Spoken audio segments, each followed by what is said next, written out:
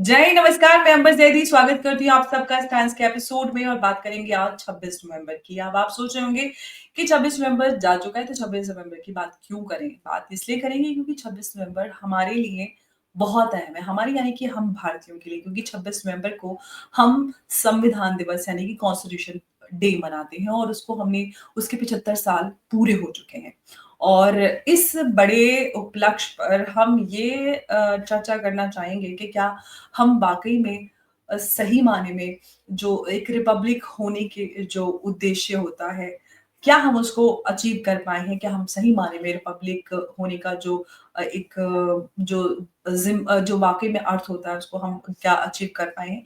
ये एक सवाल है लेकिन उसी दिन यानी कि 26 नवंबर ट्यूज़डे को 2024 कांग्रेस प्रेसिडेंट मल्लिकार्जुन खड़गे ने ये बात कही कि कांग्रेस इस बात के लिए का एक कैंपेन चलाएगी कि ईवीएम को हटाकर बैलेट पेपर को वापस लाना चाहिए और उन्होंने कहा कि भारत जोड़ के स्तर पर ये कैंपेन चलाया जाएगा और वो अवेयरनेस करेंगे और ऐसा महाराष्ट्र कांग्रेस के जो चीफ है नाना पटोले उन्होंने यानी कि उससे अगले दिन उन्होंने ये बात कही यानी कि वेडनेसडे 27 नवंबर को तो उन्होंने भी उसी बात को आगे बढ़ाते हुए उन्होंने कहा कि जो हमारी पार्टी है वो सिग्नेचर कैंपेन इनिशिएट करेगी और हम ये मांग करते हैं कि जो बैलेट पेपर का ट्रेडिशन है उसको वापस आना चाहिए। ईवीएम को हम नहीं मानते इनफैक्ट उन्होंने जो कोर्ट का फैसला है ईवीएम को लेकर उसको भी मानने से इनकार किया। उन्होंने कहा कि जो महाराष्ट्र चुनाव में धांधली हुई है क्योंकि महाराष्ट्र में सिर्फ धांधली हुई है, झारखंड में नहीं हुई है।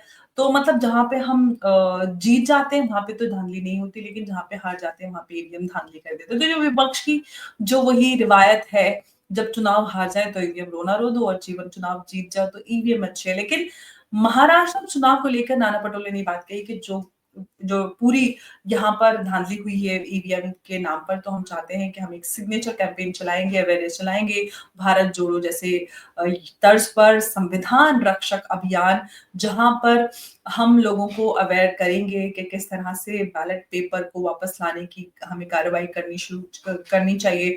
ईवीएम किस तरह से ईवीएम के नाम पर धांधलीबाज़ी हो रही है। तो ये सारा जो पूरा कैंपेन है अब आप सोच रहे होंगे कि ये बात तो लगातार ईवीएम करता ही रहता है। जब भी चुनाव हारता है, तो वो ईवीएम रोता ही है। तो इसमें कौन-सी नई बात? अब जो ये पूरा सिग्नेचर कैंपेन या भारत जोड़ो के स्तर पर जो संविधान रक्षक अभियान चलाया जा रहा है, इसका आखिर उद्देश्य क्या है? क्या वाक़ई में आपको लगता है कि अ, अब उनको ऐसा लग रहा है कि अब ज़्यादा धाँधली हो रही है, पहले धाँधली नहीं होती थी या धाँधली है, वाक़ई में है? क्योंकि कांग्रेस देश की एक बहुत पुरानी और बड़ी पार्टी है, सबसे पुरानी इनफैक्ट कहना चाहिए, सबसे पुरानी और बड़ी पार्टी, राष्ट्रीय स्तर की पार्टी है।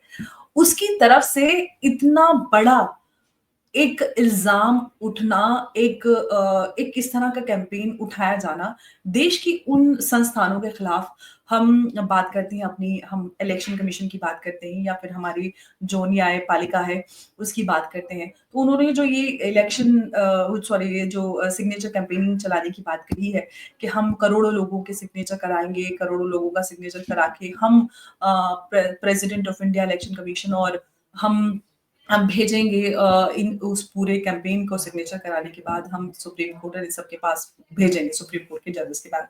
सवाल ये है कि जो कवायद है, ये पूरी तरह से हमारे इन संस्थानों को डिस्क्रेडिट करने का एक पूरा इनिशिएटिव है। संविधान बचाने के नाम पर जो 2024 के इलेक्शंस हुए, उसमें किस तरह से जो विपक्षी पार्टियाँ थी, इंडिया अलायंस थी, उन्होंने पूरी तरह से इनफैक्ट राहुल गांधी तो लाल किताब लिए घूम ही रहे थे, उन्होंने किस तरह से लोगों को वर्गलाया और किस तरह से बहकाया कि इस देश में मोदी सरकार अगर 400 के पार हो जाएगी तो वो संविधान बदल देगी।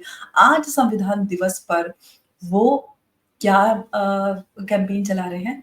ईवीएम। ईवीएम हटाओ, बैलेट पेपर लेके आओ। इसका मकसद आप समझ रहे हैं कि वो आप लोगों के बारे में नहीं सोचते, वो देश के बारे में नहीं सोचते। अगर देश के बारे में सोचते तो वो शायद बाबा साहेब के संविधान के बारे में बात करते सही मायने में क्योंकि कन्वीनिएंटली पिक एंड चूज़ करना अपने इंटरेस्ट के हिसाब से किस तरह से लोगों को वर्गलाया जा सकता है, संविधान रक्षक अभियान के नाम पर वो कैसे लोगों को वर्गलाएँगे, वापस सड़कों पर लेकर आएँगे क्योंकि हमने इस विपक्ष के द्वारा किस तरह से लोगों को सड़कों पर लेके आ जाता है वर्गलाकर। हमने देखा एनआरसी के नाम पर भी, उसके समय पर भी किस तरह से देश भर में शाहीन बाग जगह-जगह पर बनाए गए और लाखों लोगों को सड़कों पर उतारा गया और किस तरह से कितने ही लोगों की जानें भी गई, कितना बिज़नेस, कितना इकोनॉमिक्स पूरी तरह से दिल्ली या फिर हम बड़े शहरों की बात करें जहाँ पर इस तरह के आंदोलन चलाए गए, कितना लोगों ने सफ़र किया, जो आवाजाही थी लोगों की हर तरह की परेशानी लोगों ने फ़ेस की। वो तो कोरोना आ गया वरना पता नहीं कब तक वो शाहीन बाग चलता। Anyway, moving on. सवाल ये है कि किस तरह से ये विपक्ष जो है, लोगों को भड़काकर किस तरह से हमारी न्यायपालिका और राहुल गांधी बाहर जाते हैं, किसी भी विदेश जाते हैं, न्यायपालिका पर सवाल उठाते थे, इलेक्शन कमीशन पे सवाल उठाते थे, इलेक्टोरल प्रोसेस पे सवाल उठा के आते हैं कि यहाँ पर fair and free and fair election नहीं पड़ता और खुद ही देखिए लीडर ऑफ ऑपोजिशन है और बाहर जाते हैं तो इस तरह का रोना रो के आते हैं। तो ये लोग जो उसी पूरी जो सेटअप है, जो सिस्टम है उसका फ़ायदा भी उठाते हैं और बाहर जाकर उसको किस तरह से उसकी बदनामी करते हैं।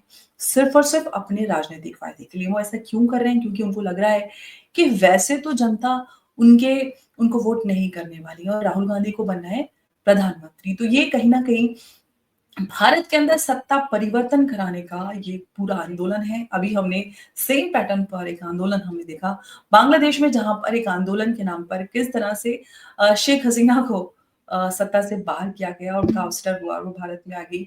रेस्ट इज़ द हिस्ट्री आप सबके सामने है पूरी कहानी। तो ये पूरा जो उद्देश्य है, वो ये है कि किस तरह से देश की जो सम्मानित हमारे संस्थान हैं, हमारी न्यायपालिका है, हमारे चुनाव आयोग है या फिर हम बात करते हैं इन संस्थानों की जो हमेशा से पूरी ईमानदारी के साथ इस पूरे फ्री एंड फेयर इलेक्शन के इस प्रोसेस को कराते आए हैं और दुनिया भारत के इस पूरे सिस्टम की तारीफ करती है। इनफैक्ट एलोन मस्क ने भी भारत के ईवीएम सिस्टम की तारीफ की और किस तरह से भारत इतनी बड़ी डेमोक्रेसी होने के बाद हम इतनी बड़ी जनसंख्या है हम किस तरह से जल्दी-जल्दी और कितनी ईज़िली, स्मूथली इनफैक्ट पाकिस्तान ने भी ईवीएम की बात की क्योंकि पाकिस्तान में बैलेट में वहाँ पर किस तरह से धाँधलीबाज़ी होती है।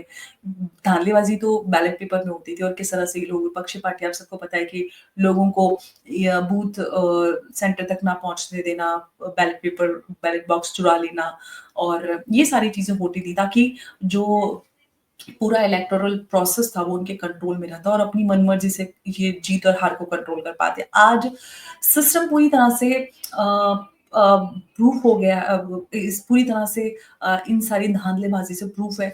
तो इनको लगता है कि किस तरह से अब ऐसे तो सत्ता में आ नहीं सकते तो वैसे आ जाएँ।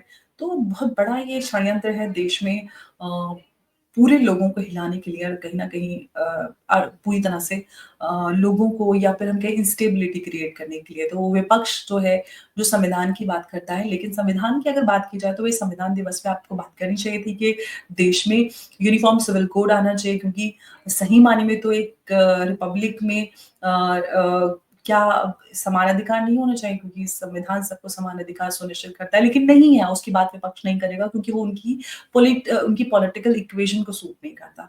हम बात करें वक्फ बोर्ड की अगर हम वाक़ई में सेक्युलर डेमोक्रेटिक रिपब्लिक है, तो फिर वक्फ बोर्ड की आवश्यकता क्या है? फिर यूनिफ़ॉर्म सिविल कोड क्यों नहीं है? फिर प्लेसेस ऑफ वर्शिप एक्ट क्यों है?